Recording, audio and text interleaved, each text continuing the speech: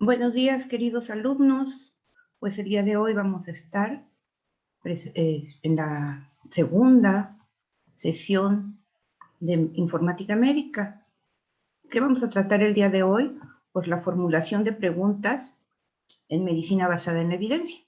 Y esto, ¿por qué es importante? Porque lo vamos a utilizar desde ver un paciente en consulta sencilla, ver un paciente en un caso de urgencia, cuando tenemos un paciente que no evoluciona como nosotros hubiéramos esperado, de acuerdo a lo que sabemos de los libros, de los artículos, y requerimos replantear qué cosa está pasando con estos pacientes, podemos generar estas preguntas. Entonces debemos de saber cómo orientar estas preguntas. Y esto ha sido una metodología que que se empezó desde los años 80 del siglo pasado.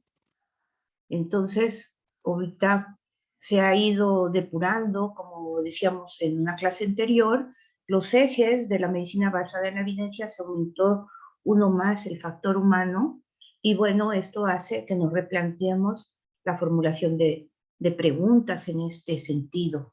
Y bueno, ¿qué vamos a tener? Bueno, que en la medicina basada en la evidencia nosotros vamos a considerar cierta estructuración para las preguntas.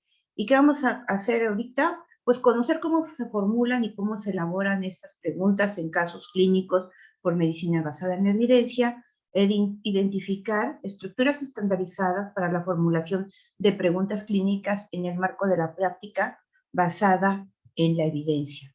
Y bueno, pues nuestros pacientes van a estar enfrentados a prácticas clínicas donde, como decía, nos surgen diversas dudas desde un paciente que vemos en consulta a un paciente de terapia intensiva o un paciente que ha evolucionado torpidamente, preguntar qué cosa está pasando. Y estas dudas pues aparecen en ese momento, en el momento que queremos hacer un diagnóstico, para ver qué posibles ambientes o marcos de diagnósticos diferenciales se pueden presentar y entonces considerar el tratamiento de elección adecuado y dar también un pronóstico adecuado. Y entonces nosotros vamos a tener en este modelo de planteamiento, pues, dos tipos de preguntas. Las preguntas básicas o de preparación, que le llamamos de background, y que son referentes al conocimiento general de una condición. Por ejemplo, fibrosis quística, tuberculosis, solamente muy básico y de preparación. ¿Qué recuerdo yo de la fibrosis quística?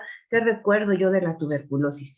Y preguntas clínicas de acción sobre conocimientos específicos de acuerdo al manejo del paciente en una determinada condición. ¿Por qué este paciente ha evolucionado así? ¿Por qué si este paciente ha dado este tratamiento, el pronóstico, el resultado no ha sido adecuado?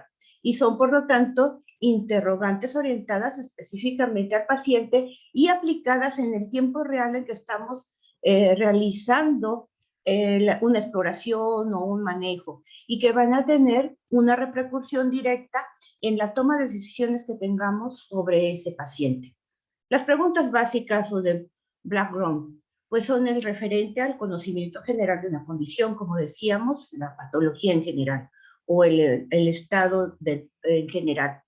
¿Tiene fiebre? ¿De qué tipo? Y el primer tipo de preguntas se responde usando como fuentes de información los textos generales, de nuestras referencias, de nuestros libros de texto, artículos que ya tenemos conocimiento de revisión sobre esa situación.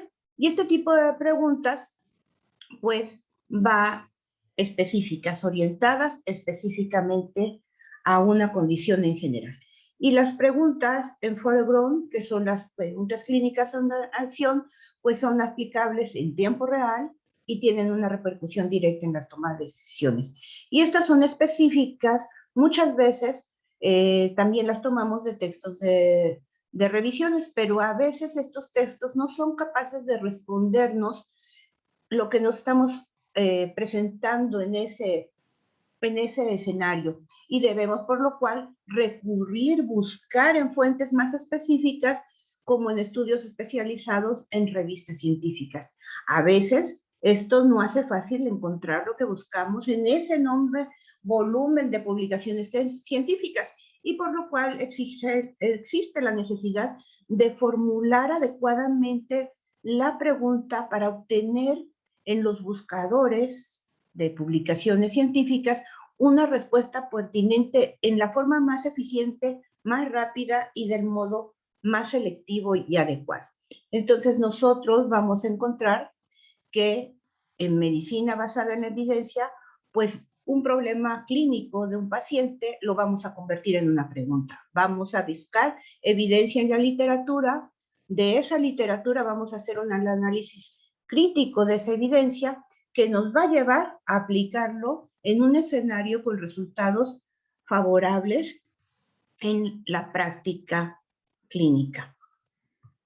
Y bueno, este diseño de preguntas clínicas basadas en la evidencia, pues tiene varios modelos de formulación que se han elaborado a través del tiempo. Y estos modelos, pues que van a ser una formulación de que nosotros hagamos una metodología para hacer estas preguntas clínicas. Y esto va generando que nosotros empecemos a tener habilidad básica y un rasgo de esta competencia que es formular preguntas adecuadamente. Entonces nosotros debemos plantearnos en una misma premisa del pensamiento crítico, algo reflexivo encaminado a la solución del problema del paciente en el escenario en que se nos está presentando, aspirar a formular juicios basados en evidencia, demanda de respuestas exhaustivas precisas que implica la elaboración de estas preguntas que deben de ser bien confeccionadas, bien elaboradas, para poder tener acceso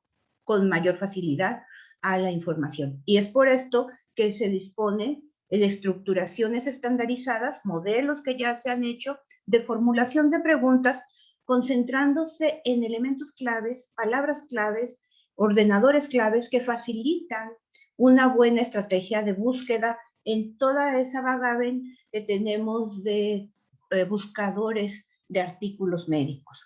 Y bueno, una de las estructuras básicas que se empezó a utilizar desde el siglo pasado, pues es el modelo PICOS. Del modelo PICOS vamos a ver también cómo se han derivado otros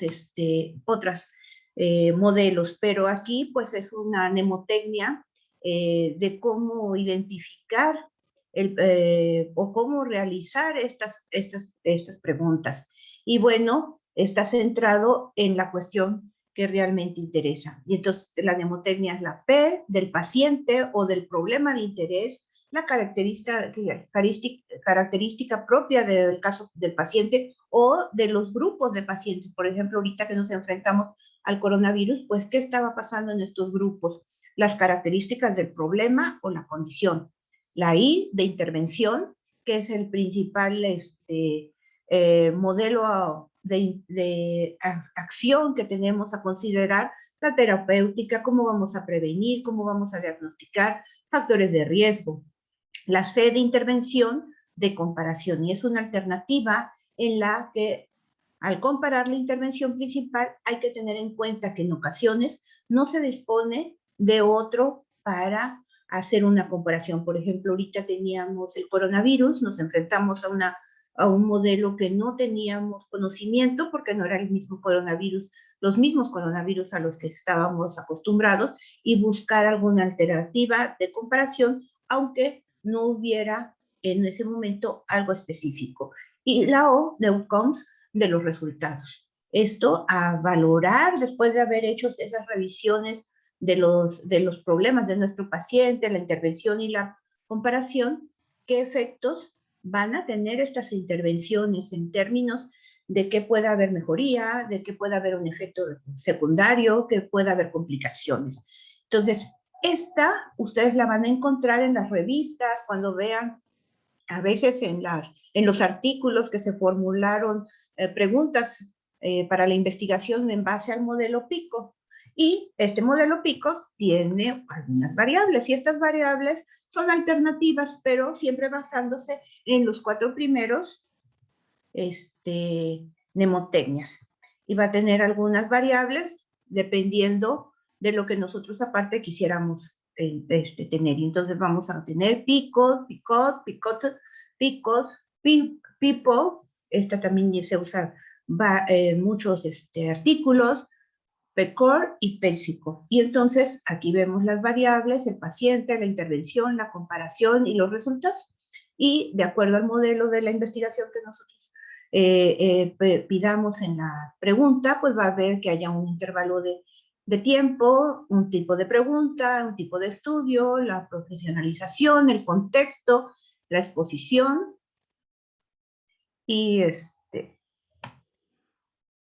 los resultados, los interesados y el entorno. ¿Qué más vamos a tener?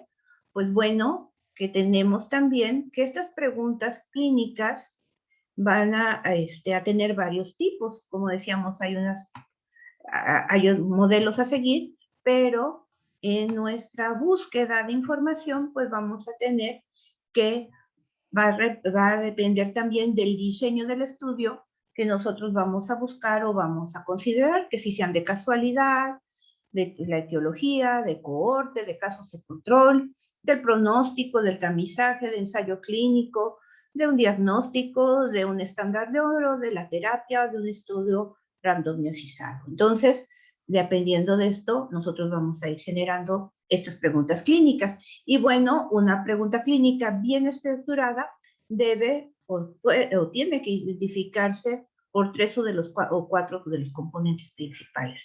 El paciente o la población de interés podría describir un grupo de pacientes similar al que estoy revisando, al que me interesa, la intervención a considerar, cuál es la principal intervención que quiero llevar a cabo, la comparación, existen otros modelos, existen otras opciones, qué está pasando en otras poblaciones y los resultados, que espero que le suceda a mi paciente o a mi grupo de intervención o de población que estoy estudiando. Y en esto, pues nosotros podemos estructurar preguntas aplicables, por ejemplo, en tratamientos. Pongo aquí un ejemplo, en los pacientes hipertensos, nosotros vamos a preguntar si se puede el tratamiento con amlodipino o lisopril comparado con diuréticos del tipo tiazídicos, reducir la morbimortalidad cardiovascular. Entonces nosotros vamos a descomponer la pregunta para ver cuál es lo que nosotros vamos a buscar. Entonces tenemos como pacientes los hipertensos, la intervención, los medicamentos comparados con los diuréticos. ¿Y cuál va a ser el resultado?